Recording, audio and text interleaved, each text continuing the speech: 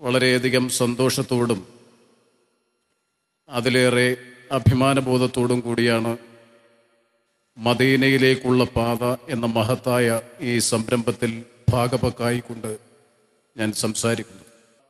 ഈ മഹത്തായ ചടങ്ങിൽ പങ്കെടുക്കണമെന്നുള്ള ദീർഘകാലത്തെ ഒരു ആഗ്രഹത്തിൻ്റെ സാക്ഷാത്കാരം കൂടിയാണ് ഇന്ന് ഈ ചടങ്ങിൽ അതിഥിയായി പങ്കെടുക്കാൻ എനിക്ക് ലഭിച്ചിട്ടുള്ള അവസരം.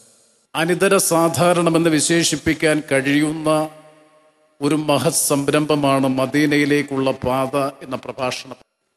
കോഴിക്കോട് കടപ്പുറത്ത് 10,000-കണക്കിന് ജനങ്ങളെ സാക്ഷി നിർത്തിക്കൊണ്ട് നടത്തപ്പെടുന്ന മഹത്തായ ഈ സമ്മേളനം ഓരോ വർഷവും നൽകുന്ന പ്രമേയം വളരെ കാലിക പ്രസക്തവും ശ്രദ്ധേയമായിട്ടുള്ളതുമാണ്.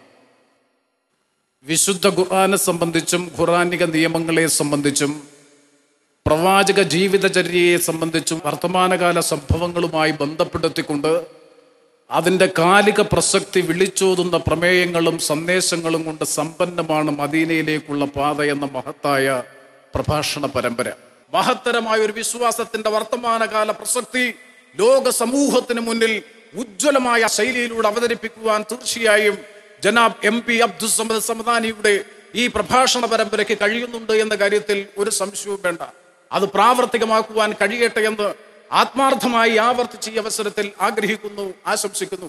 വിശുദ്ധ ഖുർആനിൽ പറഞ്ഞിട്ടുള്ള കാര്യം, സൂക്ഷ്മതയുള്ള ജീവിതം നയിക്കുന്നവനാരോ അവനാണ് ദൈവത്തോട് ഏറ്റവും കൂടുതൽ അടുത്തവൻ, അവനാണ് പരമകാരുണികനായ സ്രഷ്ടാവായ അള്ളാഹുവിനോട് ഏറ്റവും കൂടുതൽ അടുത്തവൻ. അത് പാലിക്കുവാൻ പ്രാവർത്തികമാക്കുവാൻ ഈ കാലഘട്ടത്തിൽ കഴിയണം.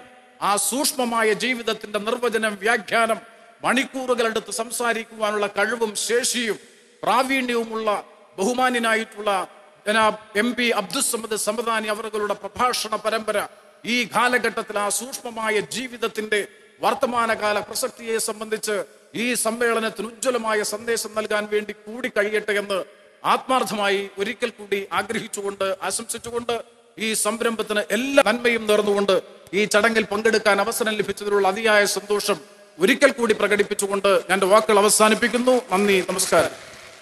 സ്നേഹമായി